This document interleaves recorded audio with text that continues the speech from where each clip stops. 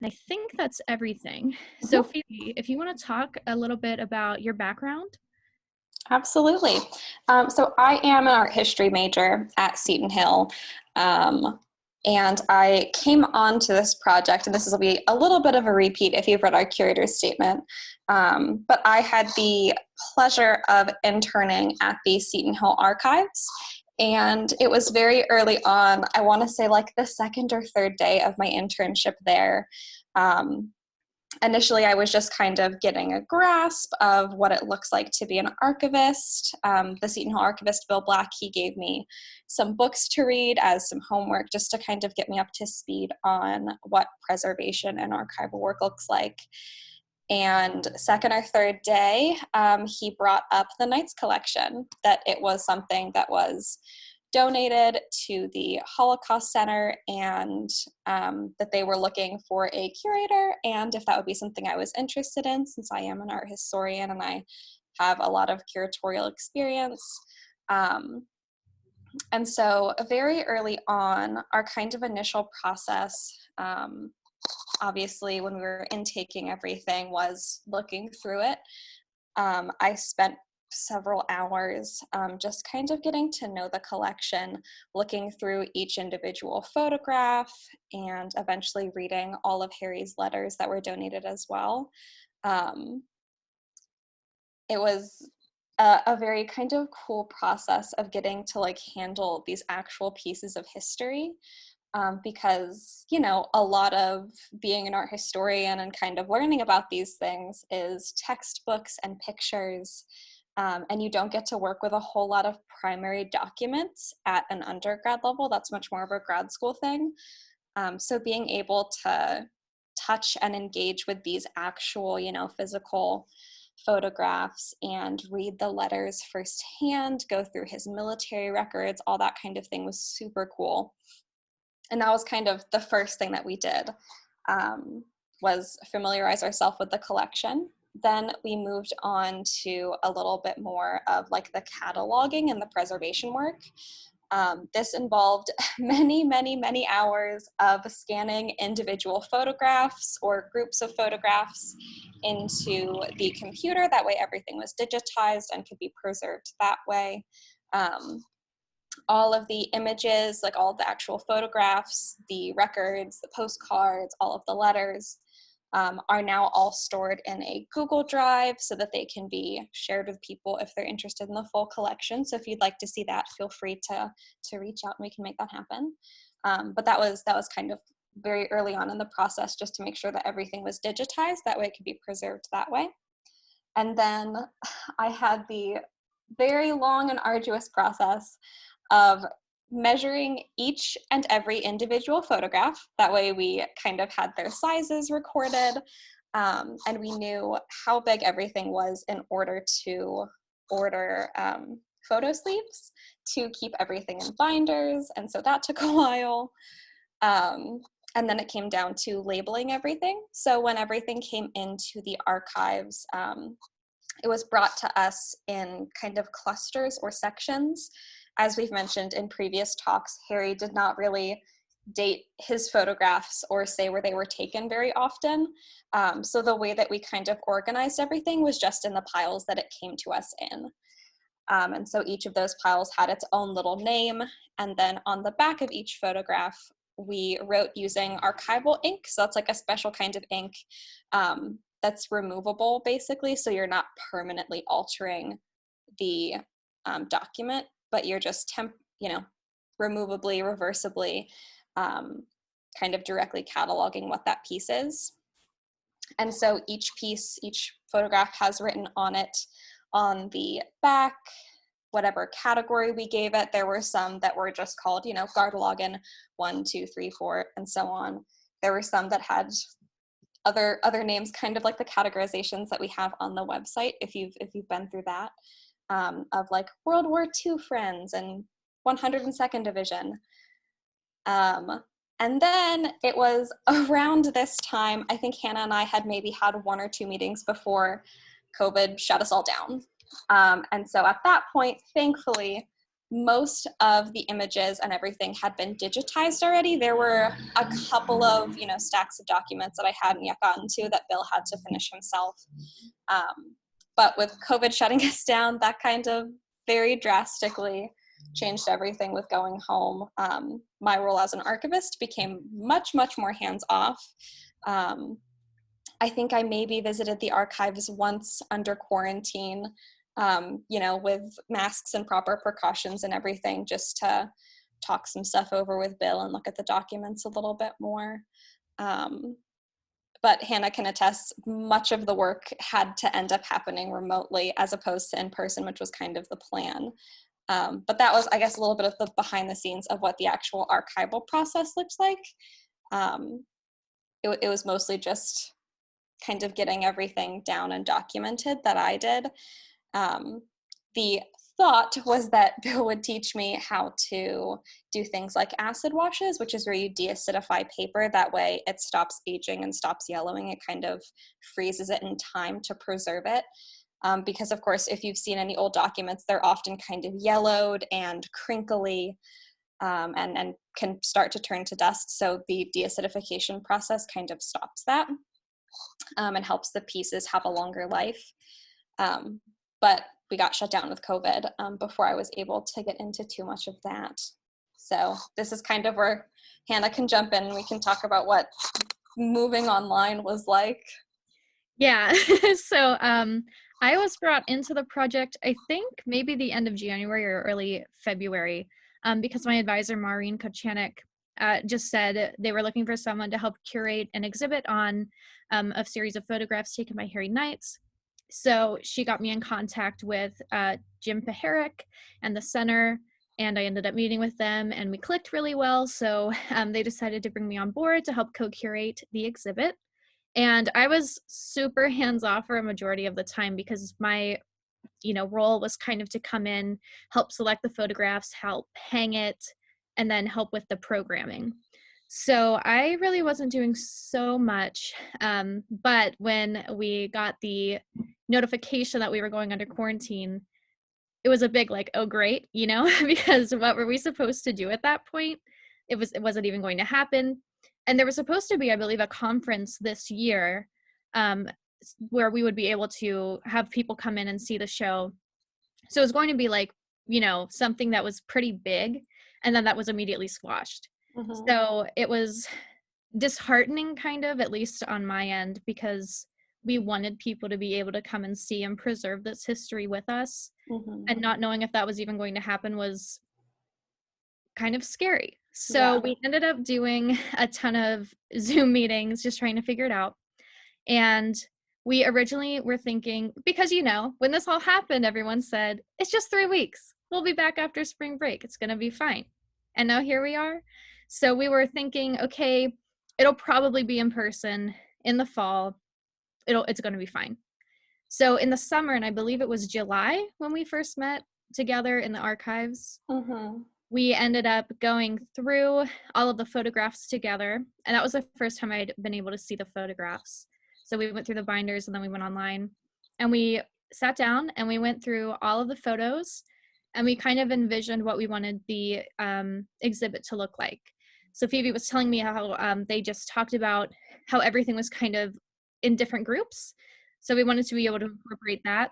And we ended up deciding, just as you saw on the website, Days of Nights, which is more about Harry and the 102nd, and then the Gartalaga Massacre. Mm-hmm. So on that initial meeting, we kind of started to plan our layout a little bit. And we have these sheets of paper where we're planning what different clusters or groupings we were going to have in the show, where things would kind of fit in the galleries and all this, because on Seton Hill's campus, there are 2 galleries in the same building. And we were told that we were going to have both of them. So we kind of were operating under the idea of how do we make a cohesive show in 2 separate spaces.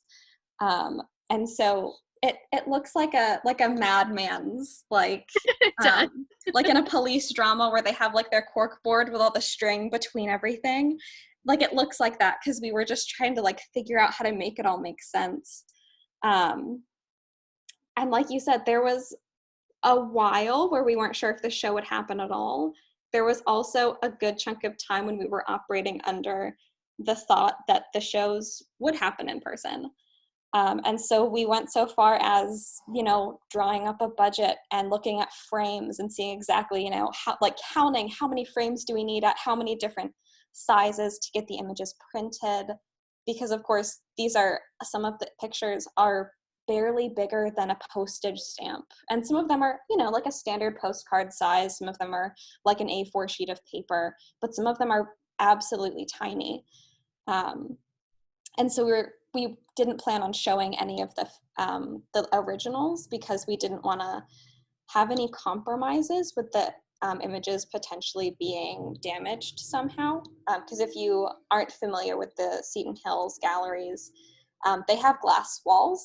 Aside from the walls where you actually hang the art, they have a couple of glass walls each. And so that lets in a lot of sunlight. And sunlight can bleach the ink out of paper. So we knew for a fact we could not, necessarily exhibit any of the original letters, and it would also be putting any original photographs in a lot of danger of potentially being compromised. So we were looking into where to have the photographs printed after they were scanned, how to have them reproduced. We put a lot of time and effort into the potential of an in-person exhibition because that had been the plan. And I think for Hannah as well, I, before this, had never curated or created an online exhibition. I've made websites before, but never an online exhibition like this. We were both really operating on our experience as curating in-person exhibitions. I think most curators have probably done almost all or exclusively in-person things. So that's really what we were drawing on our knowledge from. Yeah. So whenever, that decision to go online was a difficult but necessary one. Yeah. But we had to do a lot of retooling. Yeah, we would sit down in these 4-hour chunks and go over all of this stuff. We had to go feel different kinds of paper to try to figure out what we wanted to print on. As they said, we were trying to find frames. We even were thinking of having a glass kind of exhibit case with some of his letters in it. So we had all of this stuff and we were just so on board. The way we worked together was really phenomenal. I could not ask for someone better to have worked with. We were just so in sync. We were so passionate, so excited. We went down to the galleries and we were walking around and making our diagrams. Mm-hmm. We had measuring tapes. We were measuring out every single wall, trying to figure out how many pieces can we fit on this? How should we arrange them? And drawing up the budget again was the most insane thing. We had to go on Amazon and try to figure things out, but it was so much fun. We were so excited. And then we ended up having even just some difficulty before we even went online with having the exhibit space. The dates kept having to change because of senior shows with the quarantine and COVID. So some seniors weren't able to exhibit in the spring, so they needed to exhibit in the fall. And so we kept getting our dates kind of mixed up. And then it ended up, we found out that only 2 members of the public would be able to come and see the show, which makes sense. But it was okay, well, if it's going to sit empty most of the time, there's it's just going to be, there's no point. We might as well make it more accessible. So we had to come to the conclusion that, okay, we'll do everything online. Mm-hmm. It was through those ever-changing dates. I think there were probably 5 date changes of when we thought this in-person exhibition would happen. And the dates that seemed to be finalized, I mentioned we were supposed to have 2 gallery spaces. The finalized dates would have given us those gallery spaces at different times. And so it was that asynchronous thing that we thought we were going to have to work around that led us to creating the Days of Nights as one show and the Gardelogan Massacre as another. Because in addition to having 2 separate spaces, we then had 2 separate time periods. And so we really scrambled. I think we had a couple of frantic phone calls of what do we do? How do we make this make sense? How do we still have our cohesive show, or do we just throw cohesion out the window and do the same show twice, but in 2 separate galleries. Like we had all of this, like there was just so much information, and we were trying in like this frenzied way to make it all work, because with in-person shows, you have all of these really like strict deadlines of when you have to have press releases ready, when you need to submit stuff to a printer to get your images printed. That way you can frame them and hang the show. So there were so many different deadlines that were like at least a month or 2 in advance of when we thought the show would have gone up, that we were like, oh my goodness, we need to figure this out. That way we can make these deadlines. But then of course those deadlines never came, because as Hannah said, we had to make that decision of, this is an important exhibition, and yes, we have put tens upon tens of hours into doing this in person, but it needs to be accessible to people. What's the point of all of these images if they're not going to be shared and have an impact and be seen by the public? It's not like a vanity project where we're like, oh, we want people to see all of our hard work. It's that this was and is important information and important images that we really felt like we would be doing a disservice to the collection and to the history if we put it in, these rooms that people wouldn't have access to. Yeah. And so I think that was kind of what really nailed it in for us, that we had to move this online despite all of the work, was wanting to make sure that it was accessible to the public. And it ended up being a blessing in disguise, I think, because even though we were very disheartened at first, this is just great. I mean, I think everyone can agree. I've had friends that are able to see it from across the country. And that's so nice. I mean, otherwise they wouldn't have been able to see it. So it was actually kind of great, but we did go into it quite blind. I don't know about you, Phoebe, but like in my experiences with curating, I used to work as an intern kind of for Pittsburgh Center of the Arts when I went to school in Pittsburgh. So we would run into a lot of issues, but I never had to carry them on my back. It was just kind of like I would help them scramble to fix things. Mm-hmm. So I did have experience in scrambling and like huge issues. I mean, there was one time where the artist's work was not brought to us and hung until an hour before the opening. And we had to hang all of this work an hour before the opening. So like, been there, done that, right? But this was a completely new thing because we didn't know how to make a website. Phoebe had experience in it, but it was like, what is the best format? What even is the best text? There's so much design that goes into it. And how are we supposed to make it clear that there are 2 separate shows, the Days of Nights and the Gartalaga Massacre? Why that is, which is because we had worked on that for so long, we're just so attached to that kind of format. And what even, do we use Wix? Do we use Squarespace?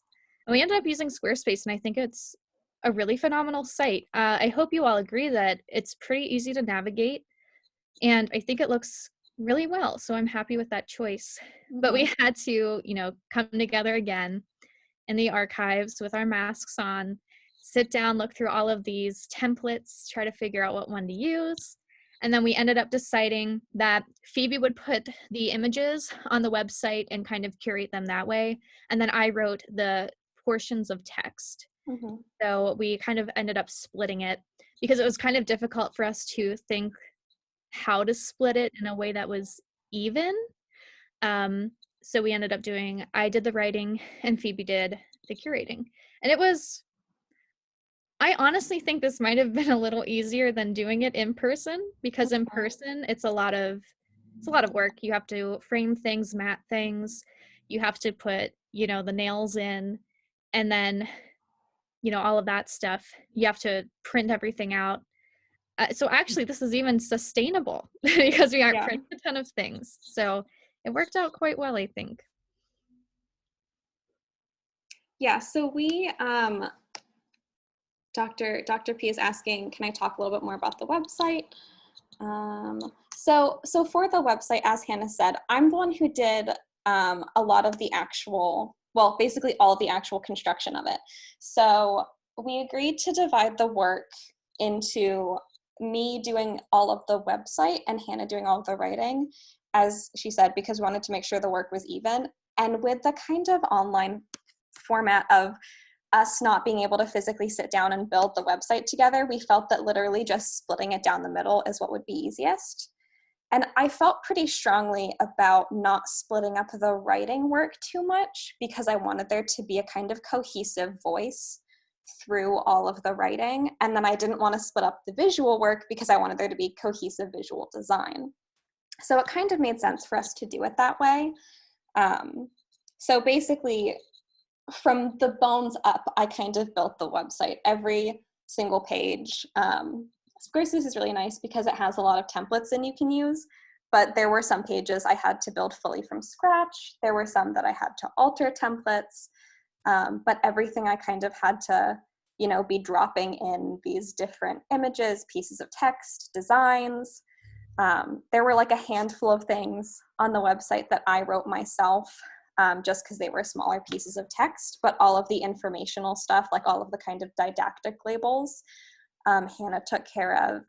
I know she used a lot of the research that we have from Dr. Spurlock, Jared, and Sarah, which was really incredible and so invaluable in making this. So you can see behind me, this is the website. I had a lot of fun building it. Part of the reason that we decided to divvy it up with Hannah doing the writing and me doing web design is just because I love it. I think it's super fun.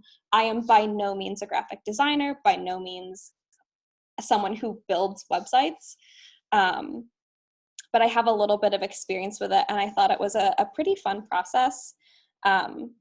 But every step of the way, I was kind of talking to Hannah. We decided what pages we wanted on the website, in terms of having like a contact sheet, a resource page, a separate page for the curator's statement and the Holocaust Center. All of that stuff was, in one of our many, many meetings, things that we kind of discussed and determined what would be necessary to have up there. And I mean, it was a joy to do. Like I said, even the process of putting the images onto the website was so different from hanging them in a gallery.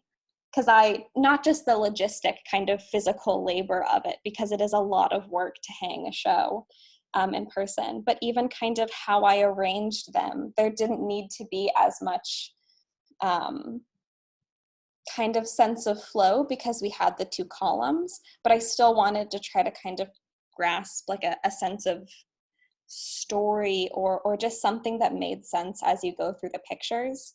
Again, because it's in this digital format, I don't know how well it necessarily comes across. But we kind of tried to do it that way. And I would like to jump back a little bit to talking about how we actually selected the images. That was probably like a 4 or 5 hour meeting, because we needed to do that in person. We felt that it would be easier, and that way we could both kind of make sure we're looking at the same things. We did it. We had the physical binders with us when we did it, but we actually used the scanned images on the computer at the archives just to make it a little bit more quick and streamlined. And Hannah and I are very lucky that we kind of had the same exact vision for the show, but the way that we divvied it up was we had these different kind of categories or piles that we were like dragging the pictures into, of like, yes, definitely this 100% needs to go in the show. We had a pile for maybe if there's still space, we're not sure. And then we had, the photos that we just kind of decided to leave behind, not because they're bad photos, but because either they were duplicates or they didn't really seem relevant, or they were incredibly overexposed so you couldn't really see what the subject matter was. But for whatever reason, there were some, of course, we left behind. And the maybe we'll include it in the show pile was a lot of portraits and headshots and candids of Harry Knights. I think we talked in our last Zoom talk about just how photogenic he is and how many wonderful images of him there are. So we had lots of babies in there. And there were some kind of maybes from the actual Gardelogan massacre because we weren't sure how much space we would have to know how many of those images we could include. But there was kind of a lot that went into it, and that was a very fun, very long day as we kind of tried to determine like what would make sense. But I feel like so lucky because I can tend to be a little bit of a control freak. Once I get like a picture or an idea of what I want in my head, I kind of have a hard time like budging from that. But Hannah and I we really had like the same vision from the get-go. It felt like every single picture that I was like, oh, I want this in the collection. She was like, yes, I was just thinking that, like 100%. Or anytime she was like, wait, can we take that one? I was like, yeah, it's already in the pile, like totally. And having that synergy and that like kind of bounce off each other was just really wonderful. And that was like a really good day, and we got so much done. And that was so crucial to actually building the website and the exhibition that I wanted to kind of shout that out again. It's very important to me that you all know there were more pictures from Beach Day, our favorite day. We didn't include all of them. Hannah did have to rein me in a little bit on that one because I was like, no, let's just include them all. They're all different. They can all go. And it was like, no.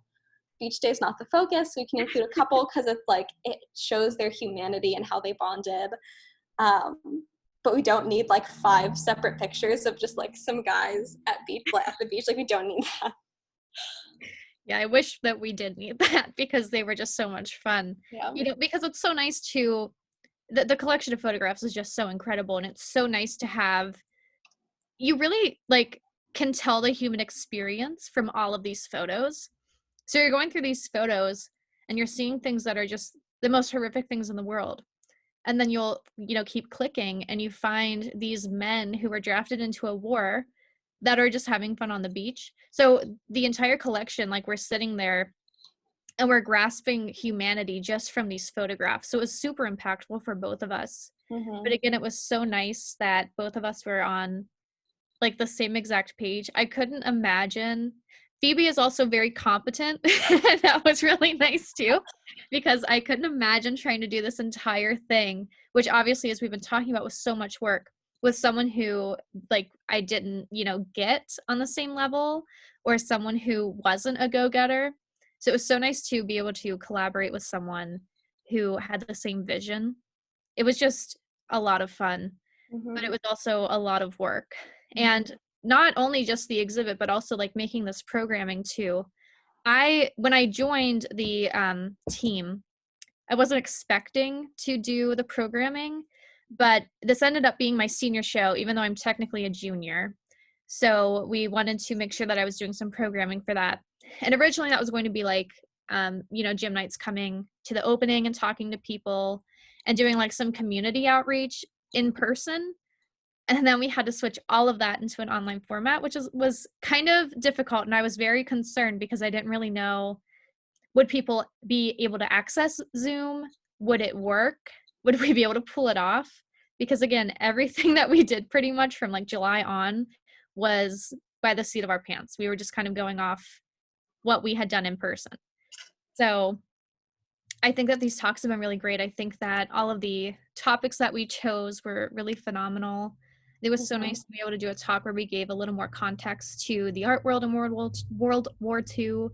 Having Sarah and Jared and Dr. Spurlock talking about their research was so nice. Having the videos that they provided was so nice. And this was so, we just kind of talked about this at the beginning, but so impactful for us as well to see the community coming and engaging in this week after week, because again, some of these faces, we have seen you week after week, and that does not go unnoticed. We are so thankful for your support. You have no clue, because for a very long time, we were like, are we going to pull this off?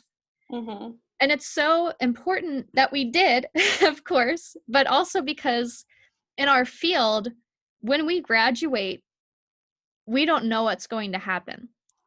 So we went from having a job that was already pretty niche in the job field to having a career where we don't know if like physical exhibits will ever be the same. So having this online experience was so crucial to our careers. Like literally, we will carry this for the rest of our lives in our field. Mm-hmm. And that's really phenomenal. Yeah. So COVID actually kind of gave us some really good experience here. Yeah, and with the programming, I don't want to make it seem like we just made all of this happen magically. We Oh had, yeah. again, meeting upon meeting upon meeting upon meeting over the course of this process, and it was through one of the meetings we did with, oh my goodness, who all was at that meeting? It was so big. It was obviously me and Hannah. We had Dr. Beharek and Katie from the Holocaust Center. We had our advisor, Maureen Kachanik. We had Dr. Spurlock. We had Bill Black. I think that was everybody at the meeting where we really talked about programming and what was important to share with everyone. We weren't even sure if we should do a talk where we go over our process like this, because we were like, is this interesting? Are people gonna come? And it was Dr. Spurlock who was like, no, I think that this is really interesting, and I know that I would like to hear it. Maybe other people would too. And we were like, okay, like, yeah, if Dr. Spurlock wants us to do it 100%, we're going to do it for him. So hi, Dr. Spurlock, this is for you. And so it was just kind of like this series of meetings. And even with Dr. Spurlock, Jared, and Sarah, I think over the summer we probably had 4 or 5 meetings where we talked about research, and we talked about the things that we felt were important to include in the exhibition, as well as just kind of getting an update on the research that they were doing. That way we kind of knew as curators going forward what was happening at that time. Because of course our main role in this was curating, and I think we may have done a little bit of independent research just to kind of get ourselves up to speed, but the stuff that they did was so in depth, that I think us having a better knowledge base based on their research to kind of go into this and create the exhibition, and of course doing things like didactic labels and knowing how to arrange what, was so invaluable. And so it was kind of a joy over the summer to get these updates and hear what they were doing and hear about the progress, and then eventually get to read the white papers that Jared and Sarah wrote about all of this. Was really wonderful. Yeah, the whole thing was just a really phenomenal, I can't talk, phenomenal experience for us. And I'm sure Phoebe agrees that this is one of the most amazing things that we could have possibly done, especially at this point in our lives, because this is such an important collection. And this was this kind of your first like solo exhibit, Phoebe?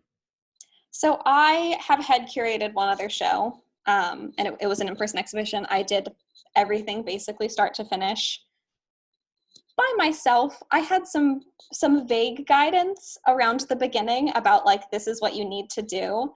And then it was very much, okay, here's the artist, his show you're curating, make it happen.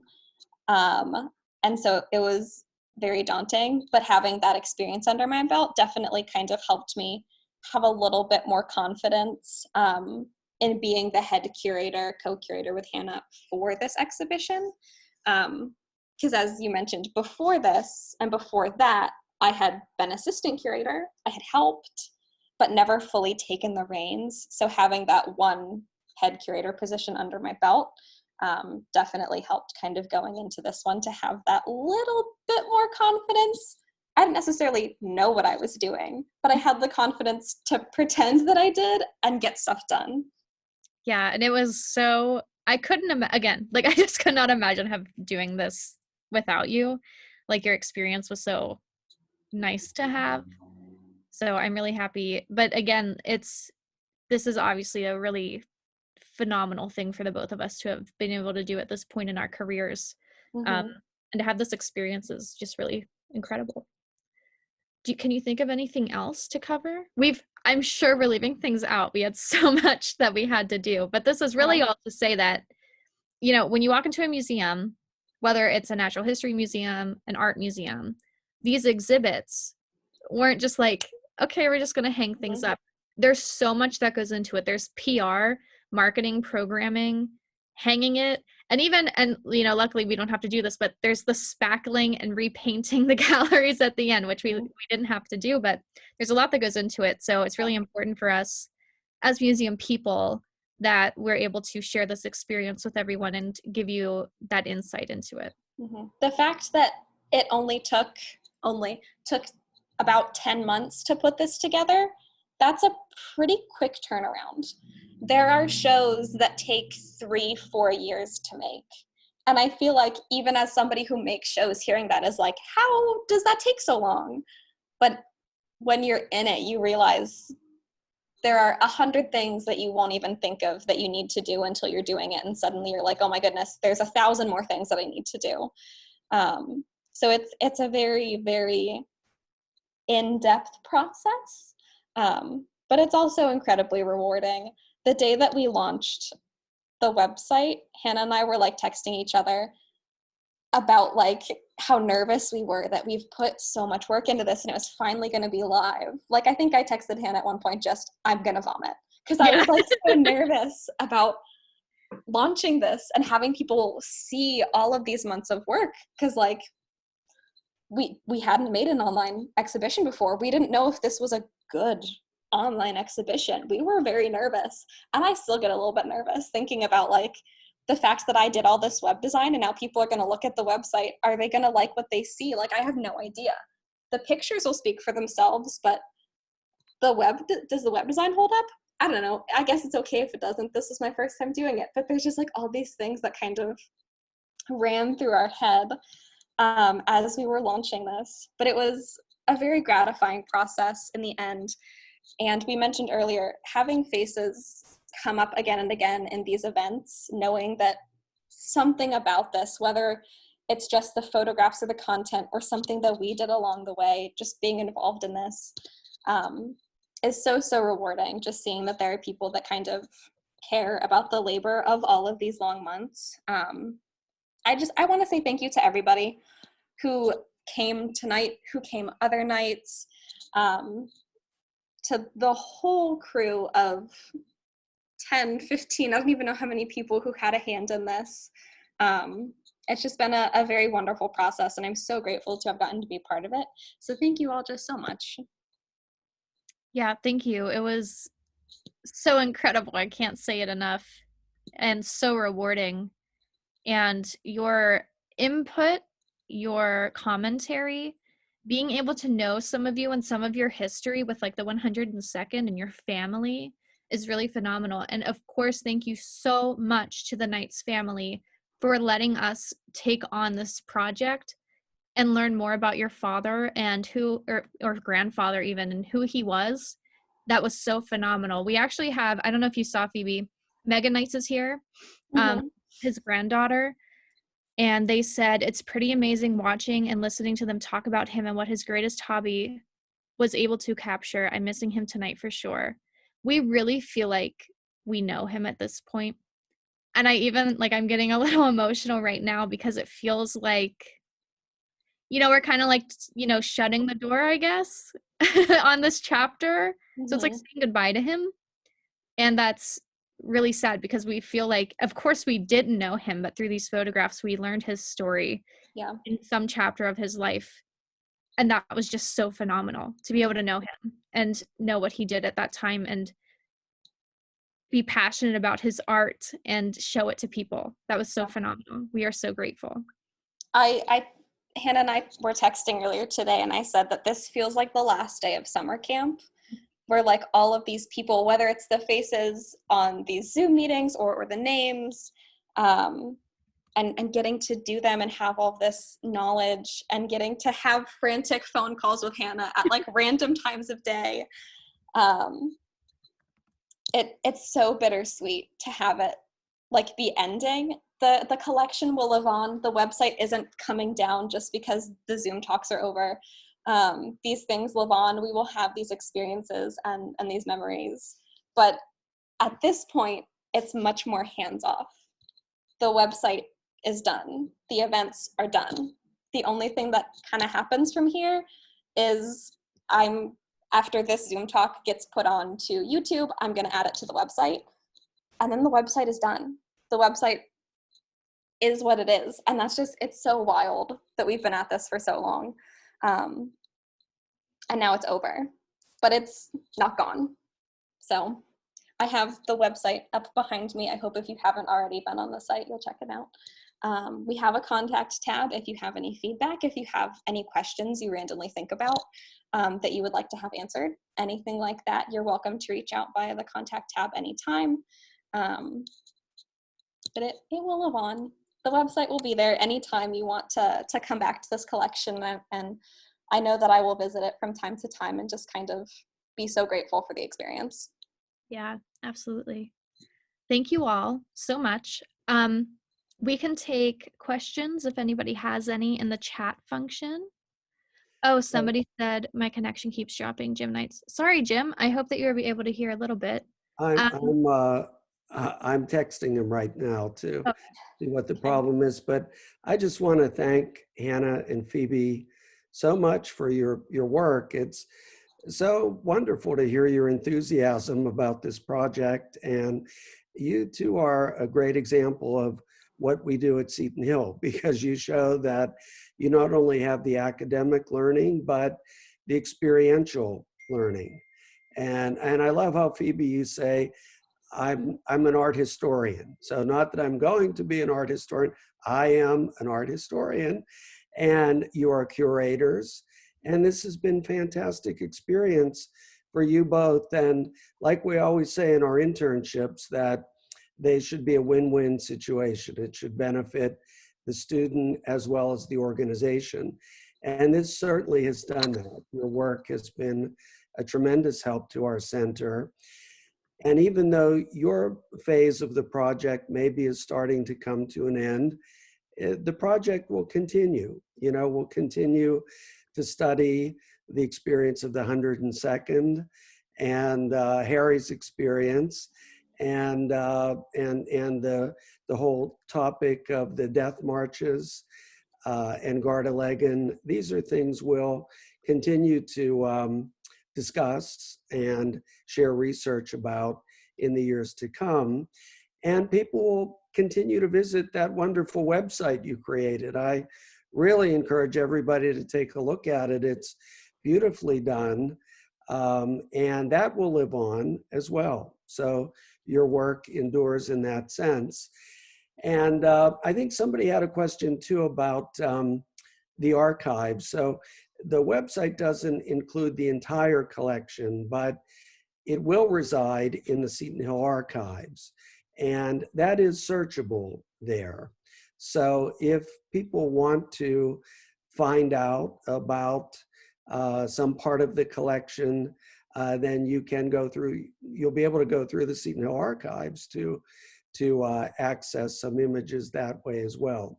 So all of that will be available in the future, and it's been a great experience for us to have you work on this, and as you said, to have everybody involved in these programs. It's been wonderful. If you have any questions about how to access that stuff on the archive, again, through the contact tab on the website, that's where you can go and request access to the full collection. It says on the contact tab that is how you do that, basically. It's in the format of a Google Drive that we will give you access to view, so you can click through everything. It's all categorized, so you can kind of see what you're getting into if that is an interest that you have. We can certainly give you access to everything. In that format, it is not at all curated. You won't have any helpful didactic labels or anything. That's literally just the full collection kind of handed to you to sift through and parse through as you see fit.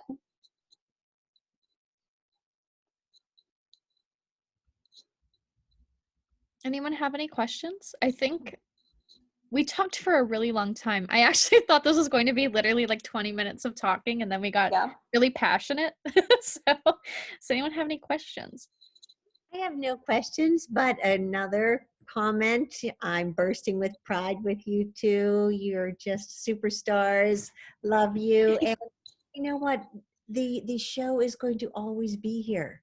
You know, so you're what you created is a gift to people who weren't even in our little Friday night soirees and our, intellectual clubs through Zoom. So thank you both so much. Thank you so much, Maureen. I was wondering if, since Megan is with us, Megan, if you wanted to chime in. I know you've chatted with us, but if you want to enable your microphone and just add any of your thoughts, we would be happy to hear from you. Yeah, absolutely.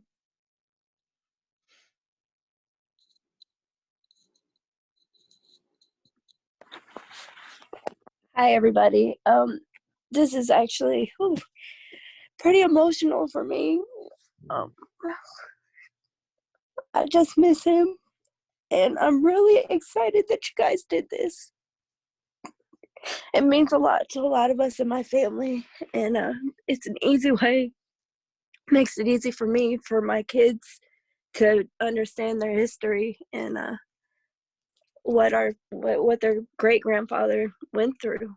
And I just really appreciate it. Of course. Thank you, Thank you so Megan. much for joining us tonight and for being willing to share that. We appreciate it so much. It's really been an honor to get to do this, and I'm so happy just to hear that it's something that's impactful to you as well. Yeah, thank you so much. And thank you for letting us know him just like you did. That means a lot for us too. Emily asked, Hannah and Phoebe, what do you hope that viewers of the exhibit will get from experiencing this collection? Phoebe, you go first, because I feel like you would articulate this better than I would. Oh my goodness, stop.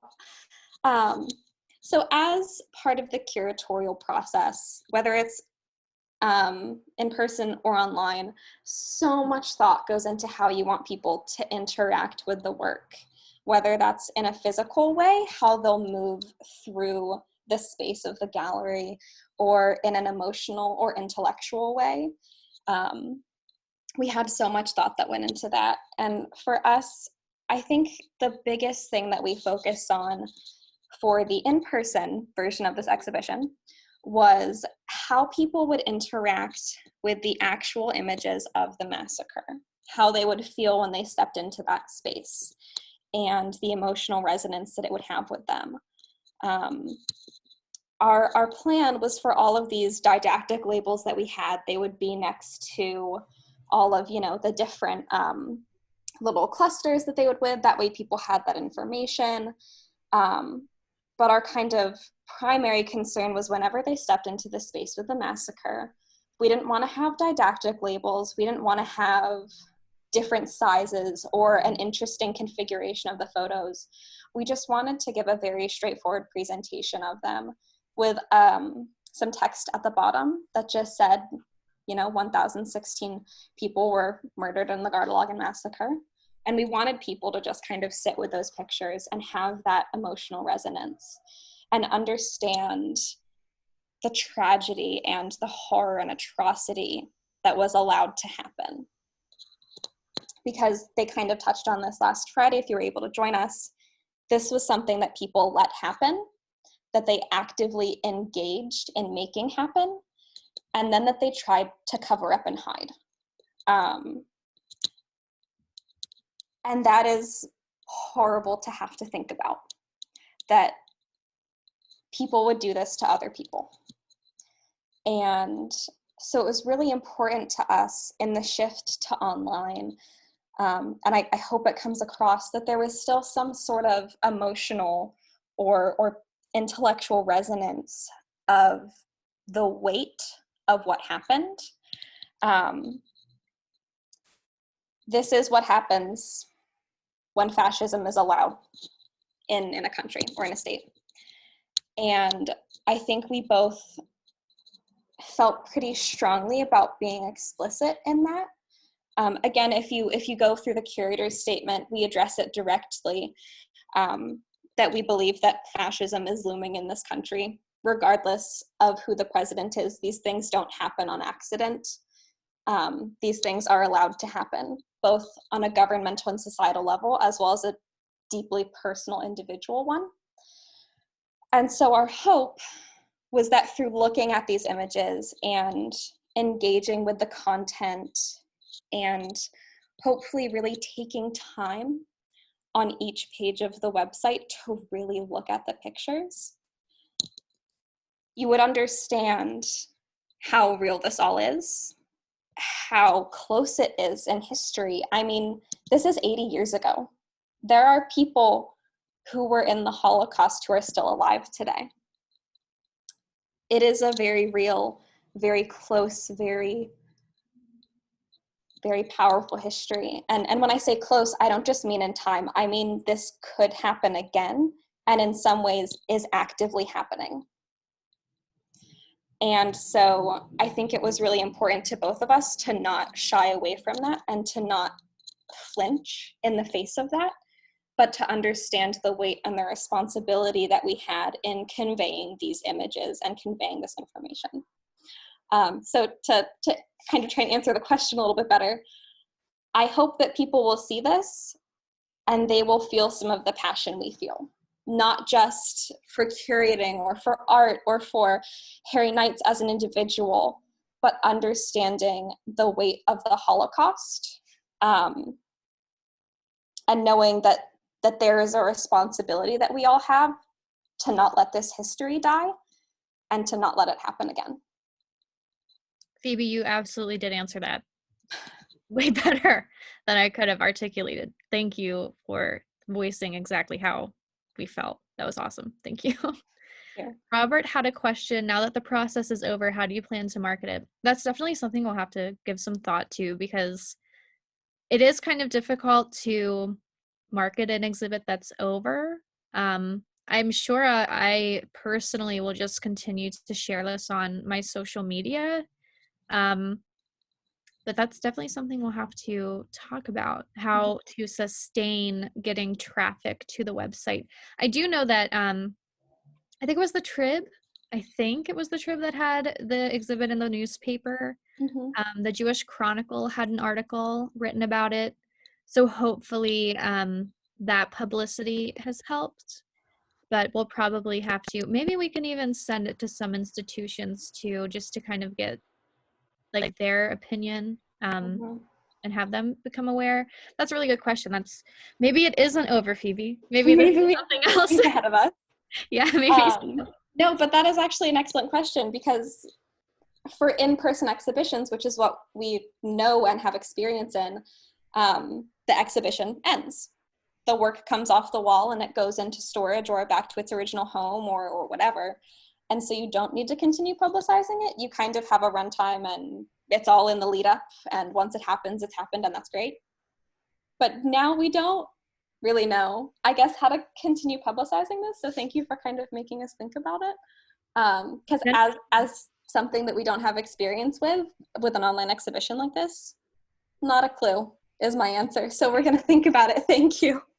Well, I think it'll definitely continue. I mean, certainly the center will continue to promote the exhibition. And we had an interesting conversation last week about taking it into the local schools and having teachers figure out how to use the exhibition to teach about World War II and the Holocaust. So there are lots of possibilities. Our center belongs to 2 national organizations, and so continuing to share what we did with them will get the word out very broadly. So yeah, I think it's just like a drop of a stone into the pond, and those ripples will continue to go. So we're determined to continue to build on your work and to expand the impact of this work. Yeah, thank you for that question. That certainly makes us think. Dennis had a really great idea. History podcasters may want to do a story on it, and then high schools with their students to engage. That would be really great. So that's definitely something we'll have to think about. Thank you for your comment, Robert. That'll definitely help make us think for sure. Anyone else? Dr. P wants to put in a This is Jim. This is Jim. Can anybody hear me out there? Yes, we can. Okay, while we have a good connection, I sent you a little note by chat, but I want to thank you both, as well as Professor Paharic and John Spurlock and the others who worked on this, for the gravity and respect you gave to the collection, and your understanding of its need to be preserved and used into the future. And it's a great comfort to me and my family to know that that's going to happen, that the collection will continue to exist and be used. So thank you very much. Thank you. We cannot thank you enough for this opportunity. Thank you so much, and for sharing your family's history with us. It's incredible. Thank you. Anyone else have anything?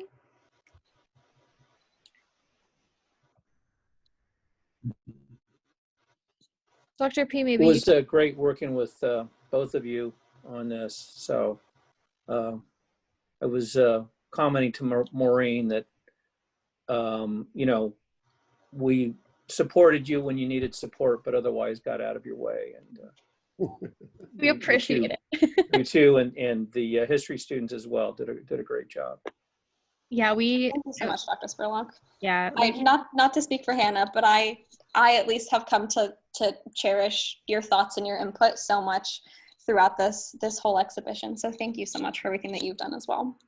Yeah, your advocacy for us and support meant a lot, especially in those times where we were super frustrated and didn't know where it was all going to go. So we thank you so much for that. And thank you for that link, Janet. I'm going to save it so that I can try to get a hold of them. Thank you folks so much again. I think it's been an hour, so I think if you folks want to start heading off, feel free. But if you have any questions, feel free to stick around. Thank you again for sharing this experience with us. We could not thank you enough. Thank you so much.